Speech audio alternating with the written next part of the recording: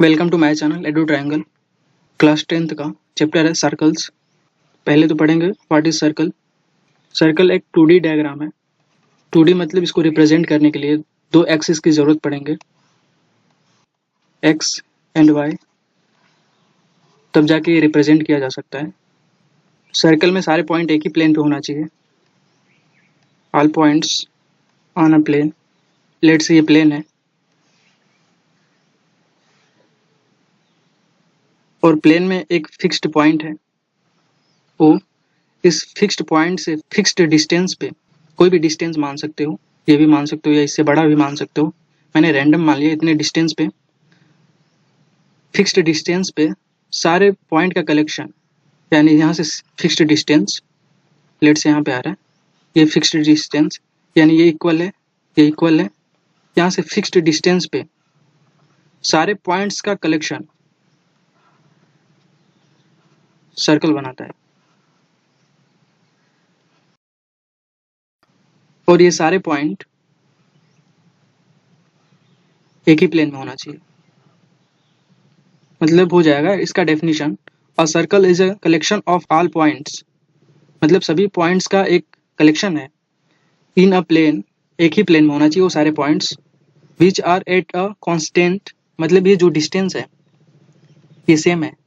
Fixed या constant एक ही बात है। फिक्स्ड या कांस्टेंट दोनों मतलब एक ही है। मतलब एक फिक्स्ड पॉइंट से एक फिक्स्ड डिस्टेंस पे सारे पॉइंट्स का कलेक्शन, और सारे पॉइंट्स एक ही प्लेन में होना चाहिए। इनका कलेक्शन एक सर्कल बनाता है, एक सर्कल को रिप्रेजेंट करता है। ये सर्कल हो गया। जो फिक्स्ड पॉइंट है उसको सेंटर कहते हैं और जो फिक्स्ड डिस्टेंस है उसको रेडियस कहते हैं। सर्कल्स में कुछ नए नए वर्ड्स हैं जिनको जानना बहुत जरूरी है, जैसे सिकेंट, कर्व या फिर कॉमन पॉइंट। तो पहला पॉइंट लेते हैं, व्हाट इज कर्व। कर्व क्या है? कर्व को अगर आप सिंपल भाषा में कहो तो यह एक स्ट्रेट लाइन नहीं है। मतलब कि जैसे ये लाइन क्या स्ट्रेट है, तो स्ट्रेट लाइन हो गई है। अगर कोई भी लाइन जो स्ट्रेट नहीं है, लेट्स ऐसे ऐसे या फिर ऐसे ऐसे या फिर सर्कल या फिर ऐसे, जैसे भी आप पॉसिबली सोच रहे हो जो स्ट्रेट नहीं है, ऐसे नहीं है, वो सारे कर्व्स हैं, वो सारे कर्व्स हैं। मतलब एक्सेप्ट स्ट्रेट लाइन, जो भी पॉसिबली हम लाइन ड्रॉ कर रहे हैं वो सब के सब कर्व हैं। अब कर्व में भी अलग अलग टाइप्स होते हैं, उस पर हम नहीं जाएंगे। तो इसका डेफिनेशन हो जाएगा, it is a line which is not straight, which is not straight. कोई भी लाइन सोचो जो स्ट्रेट नहीं है वो सब के सब कर्व है। फिर आप ये भी कह सकते हो कि वह लाइन जिसके डायरेक्शन चेंज हो रहे हैं, यानी लेट से लाइन जा रही है, इसके डायरेक्शन इधर हो गए, इधर हो गए, इधर हो गए, यानी इसके डायरेक्शन चेंज हो रहे हैं, तो ये कर्व हो गया। जिस लाइन की डायरेक्शन चेंज नहीं होता, लेट से लाइन है, इसकी डायरेक्शन चेंज नहीं हो रहा है, ऐसे ही जा रहा है, तो इसको स्ट्रेट लाइन कहते हैं। स्ट्रेट लाइन यानी स्ट्रेट लाइन का डेफिनेशन हो जाएगा, a line which direction does not change. यानी जिसका डायरेक्शन चेंज नहीं हो रहा है उसको आप स्ट्रेट लाइन कहोगे। इसके क्या होंगे? डायरेक्शन चेंज नहीं होंगे, डायरेक्शन डज नॉट चेंज। जिस लाइन के डायरेक्शन चेंज हो जाएंगे वो स्ट्रेट लाइन नहीं कर्व हो जाएगा।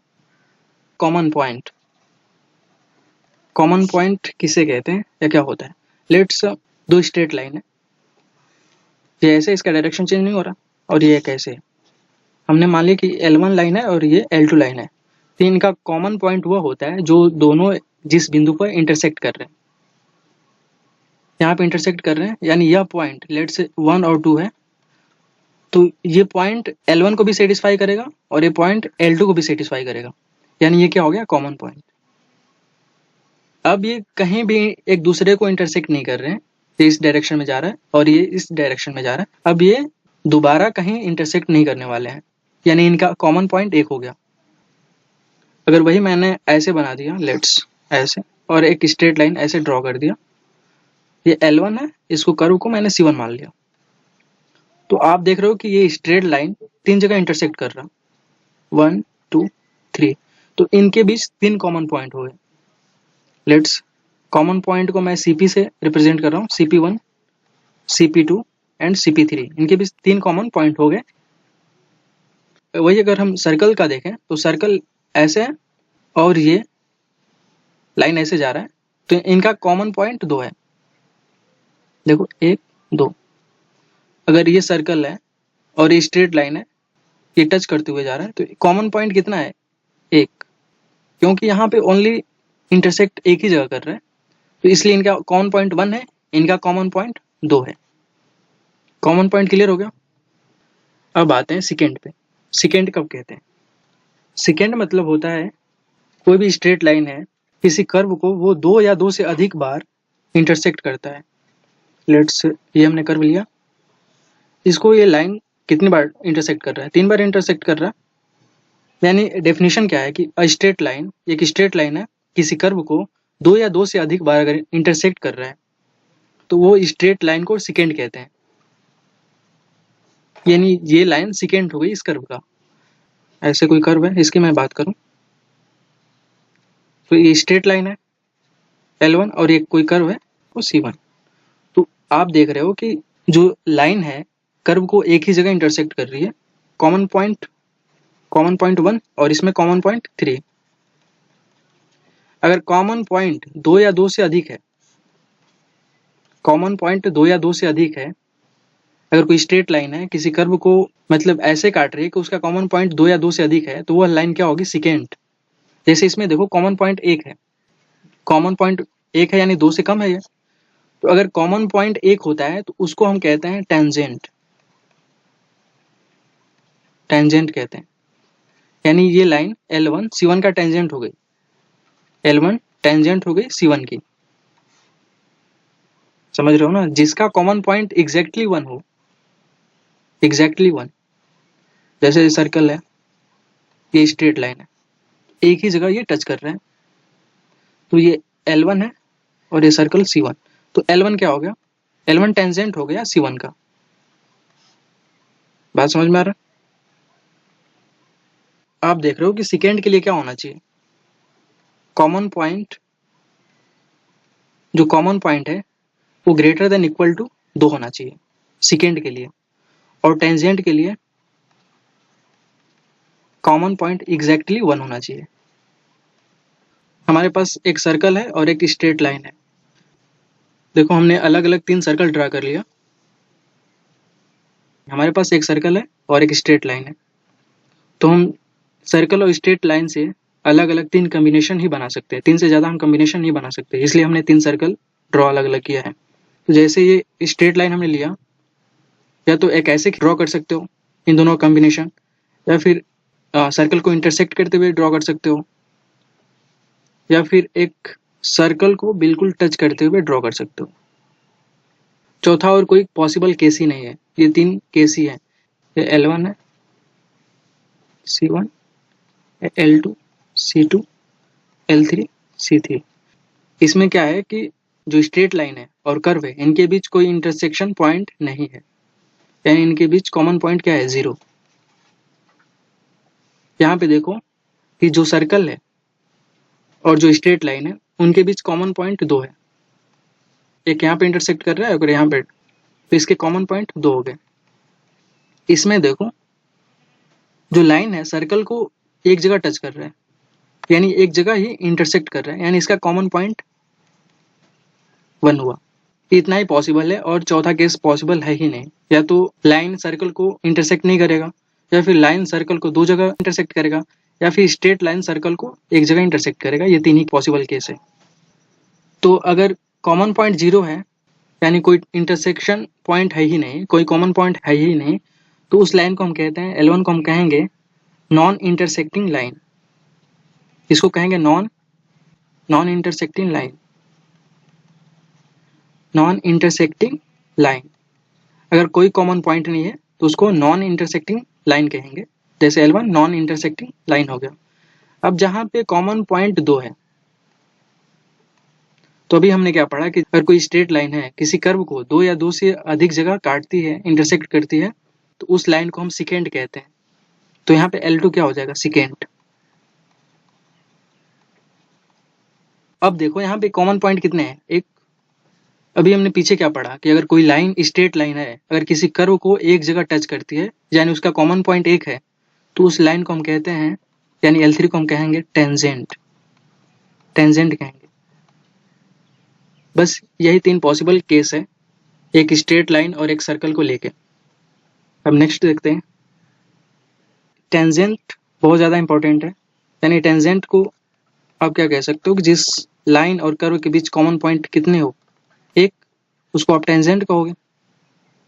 या फिर कह सकते हो कि अ स्ट्रेट लाइन किसी कर्व को एक ही जगह काटती हो, a straight line that intersects a curve at only one point. Curve में सब कुछ आ जाता है स्ट्रेट लाइन को छोड़ के, यानी कर्व मतलब अभी पीछे हमने बताया जिसका डायरेक्शन चेंज होता है। यानी सर्कल एक कर्व ही है, तो आप चाहो तो यहाँ पे कर्व को रिप्लेस करके सर्कल भी लिख सकते हो, पर उतना ज़्यादा अच्छा नहीं होगा। ये सबके लिए हो गया टेंजेंट। क्वेश्चन दे दे कि आप कितने टेंजेंट ड्रॉ कर सकते हो एक सेकेंड के रेस्पेक्ट में। यानी लेट्स हमारे पास एक सर्कल है, हमारे पास क्या है, एक सर्कल है, और सेकेंड किसे कहते हैं, जो स्ट्रेट लाइन किसी कर्व को 2 या 2 से अधिक बार इंटरसेक्ट करे। ऐसे ही ड्रॉ करेंगे ना, ऐसे ही पास करेंगे, ऐसे ही पास करेंगे। इसका हमने नाम L रख दिया और इसका C, तो L क्या है, सेकेंड, C का। तो इसके पैरेलल हम कितने टेंजेंट ड्रॉ कर सकते हैं, ये क्वेश्चन है। पैरेलल मतलब ये दोनों लाइन इंटरसेक्ट ना करें एक दूसरे को, कहीं भी एक दूसरे को इंटरसेक्ट ना करें। एक तो ऐसे पैरेलल हो सकता है टेंजेंट, टेंजेंट क्या है, जिसका टच पॉइंट एक हो या कॉमन पॉइंट एक हो, या फिर ऐसे ऐसे ड्रॉ कर सकते हो। यानी एक सेकेंड के रिस्पेक्ट में आप 2 टेंजेंट ड्रॉ कर सकते हो, 2 से ज़्यादा नहीं कर सकते। ये हमारा सेकेंड हो गया, ये हमारा टेंजेंट 1 और ये हमारा टेंजेंट 2। यानी एक सेकेंड के रिस्पेक्ट में आप 2 टेंजेंट आप ड्रॉ कर सकते हो। नेक्स्ट पॉइंट में अब कुछ रिजल्ट्स हैं, रिजल्ट्स कहो या थ्योरम, बात सेम है, तो हम इसको रिजल्ट 1 कहते हैं। थ्योरम से ज़्यादा इंपॉर्टेंट है रिजल्ट याद रखना, क्योंकि रिजल्ट हर एक एग्जाम में काम आएगा। अभी हमने एक जगह देखा जो टेंजेंट है उसमें कॉमन पॉइंट कितने हैं, टेंजेंट में कॉमन पॉइंट एक है। इस कॉमन पॉइंट को हम पॉइंट ऑफ कांटेक्ट भी कहते हैं, इस पॉइंट को हम पॉइंट ऑफ कांटेक्ट भी कहते हैं, पॉइंट ऑफ कांटेक्ट, मैं भूल गया था इसको। यानी जहाँ पे ये टच हो रहे हैं दोनों, इस कॉमन पॉइंट को हम पॉइंट ऑफ कांटेक्ट भी कहते हैं इसे। लेट्स एक सर्कल ड्रा करते हैं और एक टेंजेंट, टेंजेंट किसी भी डायरेक्शन में किसी भी पॉइंट पे ड्रॉ कर सकते हो, लेकिन वो बस एक ही जगह टच करना चाहिए। ये हो गया टेंजेंट। इस लाइन का नाम हमने L दे दिया और कर्व का, सर्कल का नाम C। सर्कल में जो फिक्स्ड पॉइंट होता है उसको सेंटर कहते हैं, जनरली O से रिप्रेजेंट करते हैं। और इसको हम, जहाँ पे कॉमन पॉइंट 1 है, इसको क्या कहते हैं, पॉइंट ऑफ कांटेक्ट, इसको पॉइंट ऑफ कांटेक्ट भी कहते हैं। रेडियस अगर पॉइंट ऑफ कांटेक्ट से पास हो रही है, रेडियस पॉइंट ऑफ कांटेक्ट से पास हो रही है, तो लाइन और रेडियस के बीच जो है ये एंगल होगा, ये 90 डिग्री का होगा।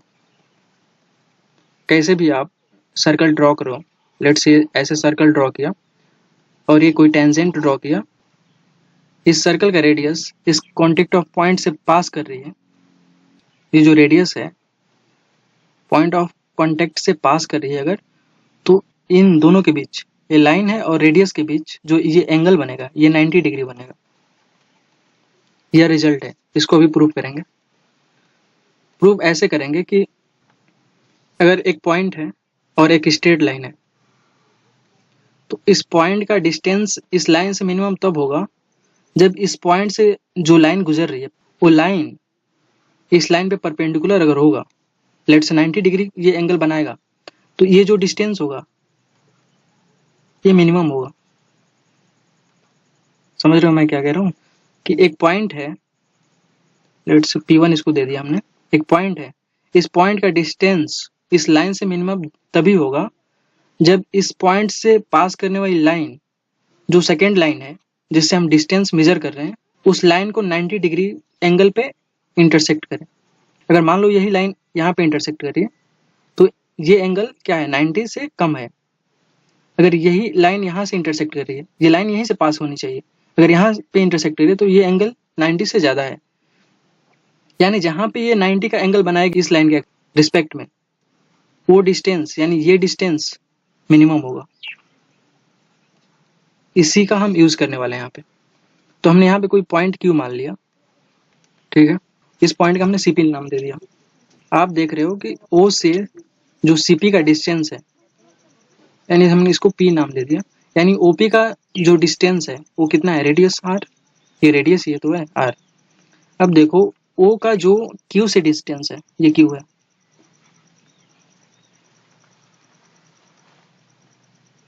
ओ से जो क्यू का डिस्टेंस है वो आर प्लस एक्स, हमने इसको एक्स समथिंग मान लिया। तो क्या है R plus X, R plus X क्या है, ग्रेटर देन आर है, एक्स क्या है, greater than 0। R plus X R से बड़ा है, यानी ओ क्यू क्या हो गया, ओ क्यू ओपी से बड़ा हो गया। ऐसे ही आपको और सारे पॉइंट लेना पड़ेगा। लेट्स यहाँ पे Q1 ले लिया, तो आप ये दिखाओगे कि वो Q1 की जो डिस्टेंस है वो OP से ज़्यादा है। तो आप ये पाओगे कि OP ये डिस्टेंस है, ये मिनिमम डिस्टेंस है, ये डिस्टेंस मिनिमम है, यानी OP मिनिमम डिस्टेंस है।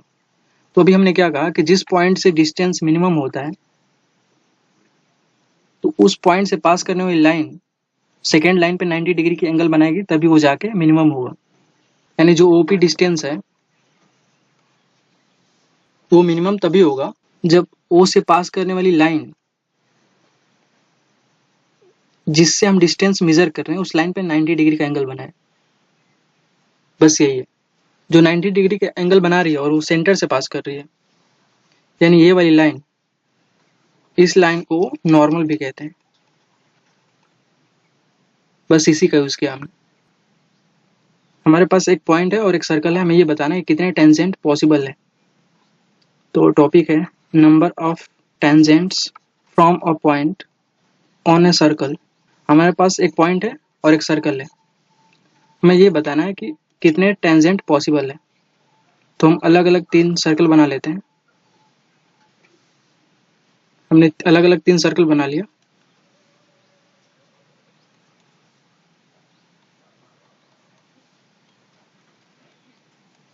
अब हमारे पास एक सर्कल है और एक पॉइंट है। तो हमारे पॉइंट के पोजीशन क्या क्या हो सकते हैं, या तो पॉइंट सर्कल के बाहर हो सकता है, या पॉइंट सर्कल पे हो सकता है, पॉइंट सर्कल के बाहर हो सकता है, या फिर पॉइंट सर्कल पे हो सकता है, या फिर पॉइंट सर्कल के अंदर हो सकता है। ये 3 ही हमारे पास पॉसिबल केस है। अब इसके अलावा कोई और केस है नहीं। तो इस पॉइंट से हम देखते हैं कितने टेंजेंट पॉसिबल है। टेंजेंट क्या होता है कि कर्व पे बस एक ही जगह क्या करें, इंटरसेक्ट करें। तो हमने इस पॉइंट से पास करते हुए एक लाइन ऐसे ड्रॉ किया, एक टेंजेंट तो ये हो गया। अब देखते हैं और कोई दूसरा पॉसिबल है कि नहीं। इस पॉइंट से पास होते हुए एक लाइन जा रही है और कर्व पे एक ही जगह टच होना चाहिए।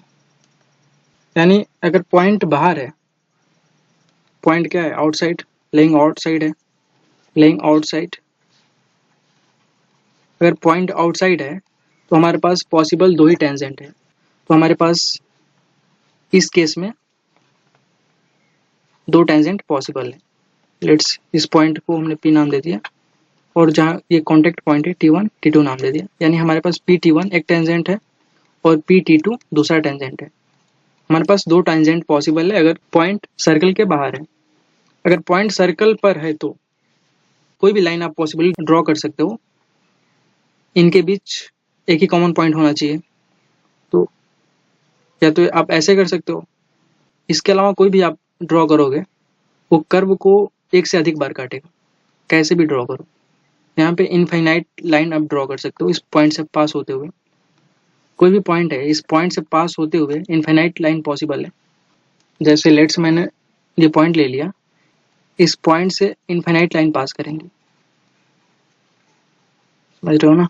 तो ये जो लाइन है आप देख रहे हो कि यही एक सिंगल लाइन है जो इस सर्कल को, इस कर्व को एक ही जगह टच कर रही है। यानी यहाँ पे टेंजेंट जो है ये पी टी, यहाँ पे टेंजेंट एक ही है और तीसरा केस है, यहाँ पे हो जाएगा पॉइंट लाइंग ऑन सर्कल, और यहाँ पे लाइंग इनसाइड सर्कल। यहाँ पे पॉइंट सर्कल के अंदर है।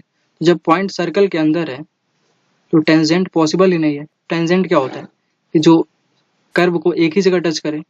तो आप अगर पॉइंट से पास करते हुए कोई लाइन ड्रॉ करोगे तो इस कर्व को 2 बार काटेगी ही काटेगी। अगर पॉइंट सर्कल के अंदर है तो टेंजेंट पॉसिबल नहीं है। ये हमारा 3 केस हो गया। अगर हमारे पास एक पॉइंट है और एक सर्कल है, अगर पॉइंट सर्कल के बाहर है 2 टेंजेंट पॉसिबल है। अगर पॉइंट सर्कल पर है तो 1 टेंजेंट पॉसिबल है। अगर पॉइंट सर्कल के अंदर है तो हमारे पास कोई टेंजेंट पॉसिबल नहीं है। और दूसरा रिजल्ट है कि अगर पॉइंट बाहर है सर्कल के, लेट्स से सर्कल है, तो पॉइंट का नाम हमने पी रखा, तो इस पॉइंट से ड्रॉ की जाने वाली टेंजेंट यहाँ पे टच कर रहा है, 2 टेंजेंट पॉसिबल है। इसको T1 हमने माना, कॉन्टेक्ट पॉइंट T1, एक कॉन्टेक्ट पॉइंट T2 है। तो जो PT1 का लेंथ है, लेंथ ऑफ PT1 वो इक्वल होगा लेंथ ऑफ PT2 का। यानी ये जो दोनों लेंथ है PT1 और PT2 वो दोनों इक्वल होंगे, यानी PT1 is equal to PT2। ये रिजल्ट है हमारा। इसको प्रूव करते हैं। T1 T2 कॉन्टेक्ट पॉइंट है। हमने यहाँ पे सर्कल का फिक्स पॉइंट सेंटर, जब रेडियस कॉन्टेक्ट पॉइंट से होके जाती है, कॉन्टेक्ट पॉइंट से होके जाती है तो वो टेंजेंट पे 90 डिग्री का एंगल बनाती है। तो अगर ऐसे ड्रॉ करोगे तो आप देखोगे कि ये राइट एंगल ट्रायंगल बनेगा। यानी इसको ऐसे बना सकते हो आप, राइट ट्रायंगल या फिर राइट एंगल ट्रायंगल, जिसमें 90 डिग्री का एक एंगल होगा। जिस ट्रायंगल में एक एंगल 90 डिग्री का होगा उसको हम राइट एंगल ट्रायंगल कहते हैं। तो यहाँ पे 90 डिग्री का एंगल बन रहा है। चूंकि T2 भी दूसरा कॉन्टेक्ट पॉइंट है, अगर यहाँ से भी अगर रेडियस पास कर रही है तो ये 90 डिग्री का ही एंगल बनाएगी। हमने लेट्स मान लिया PT1 को हमने x मान लिया और PT2 को हमने y मान लिया, x और y, इसको हमने मान लिया s। अब देखो मैंने ट्रायंगल PT1O को हमने लिया है। हमने ये ट्रायंगल बनाया, इसमें एक 90 डिग्री का एंगल होना चाहिए, राइट एंगल ट्रायंगल है। और जो राइट एंगल ट्रायंगल बन रहा है वो T1 पे बन रहा है, और इसको हमने O और इसको हमने P लिया। अब इनके वैल्यू रखेंगे। O और T1 के बीच डिस्टेंस कितना है, R, और T1 और P के बीच हमने इसको x माना है, और P और O के बीच ये s है। अब वैसे इसको हम ड्रॉ करेंगे तो right angle triangle, right angle कहाँ पे है, T2 पे है, यानी यहाँ पे T2 हो जाएगा।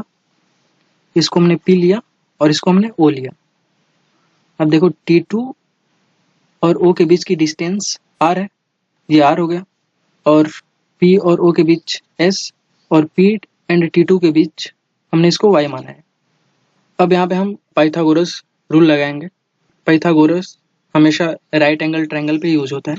S square is equal to, यानी हाइपोटेनस का square is equal to R square, perpendicular का स्क्वायर प्लस बेस का स्क्वायर, वाई स्क्वायर। ये हमें इस ट्रायंगल से मिला और इस ट्रायंगल से देखते हैं। S square is equal to R square plus X square. अब यहाँ से हम वाई निकालेंगे, तो Y square is equal to क्या होगा, S square minus R square. Y is equal to क्या होगा, root under S square minus R square. ये प्लस का होगा, प्लस का क्योंकि डिस्टेंस हमेशा पॉजिटिव होता है, डिस्टेंस निगेटिव नहीं होता, तो इसलिए हम पॉजिटिव वाला वैल्यू लेंगे। यानी यहाँ पे प्लस माइनस दोनों आता है, जब अंडर रूट लोगे तो हम प्लस वैल्यू को ही लेंगे, माइनस वाले को इग्नोर कर देंगे। यहाँ से हम x फाइंड करेंगे, क्योंकि हमें x और y के बीच ही रिलेशन बताना है कि क्या x और y इक्वल है कि नहीं। तो यहाँ से आप कैलकुलेट करोगे तो X square is equal to S square minus R square, X is equal to root under S square minus R square. आप देख रहे हो कि ये वाला टर्म दोनों में सेम है, यानी y इज इक्वल टू क्या है, under root S square minus minus R square. यही वैल्यू x के है, x is equal to Y. PT1 का जो डिस्टेंस है वो PT2 के इक्वल है। नेक्स्ट टॉपिक है कॉन्सेंट्रिक सर्कल। कॉन्सेंट्रिक मतलब कि जिसका सेंटर कॉमन हो, जिसका सेंटर कॉमन हो। लेट्स, हमने ये सेंटर लिया, ये सर्कल ड्रॉ किया और इसी के रिस्पेक्ट में हमने ये दूसरा सर्कल ड्रॉ किया। यानी आप क्या देख रहे हो कि इन दोनों का सेंटर क्या है, सेम है। इसका भी सेंटर और इसका भी सेंटर सेम है। और एक हमने सर्कल ड्रॉ किया जिसका सेंटर भी, देख रहे हैं कि तीनों का सेंटर क्या है, सेम है, बट रेडियस अलग अलग है। तो रेडियस से हमें मतलब नहीं है। अगर सेंटर कॉमन है तो उन सर्कल्स को हम कॉन्सेंट्रिक सर्कल्स कहते हैं। जैसे ये तीनों आपस में कॉन्सेंट्रिक है, यानी तीनों का सेंटर क्या है, कॉमन है।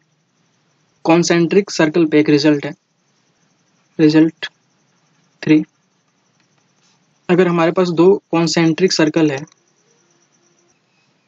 हमने दो कॉन्सेंट्रिक सर्कल लिया, सेंटर सेम या कॉमन, बात सेम है, तो जो बड़े वाला का कॉर्ड है, जो छोटा वाला सर्कल है, उसको अगर टच करते हुए जा रहा है, यानी क्या, टेंजेंट है।